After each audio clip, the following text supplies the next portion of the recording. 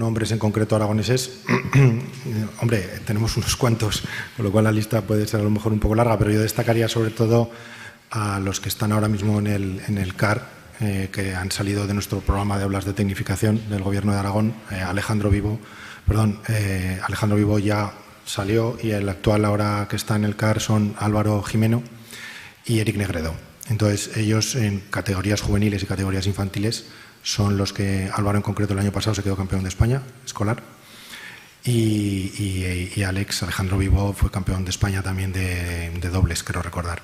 Y luego en categoría femenino pues también me gustaría destacar a Silvia París, que está ahora mismo en un muy alto nivel, siendo medallista en Juegos Escolares en anteriores ediciones. Este año, en abril, tenemos otra vez el Campeonato de España Escolar, esperemos conseguir también buenos resultados. Y bueno, luego hay un elenco mayor en diferentes categorías, como bien ha dicho el presidente de la Española, y tenemos a Jorge Cardona como jugador en la categoría de adaptado,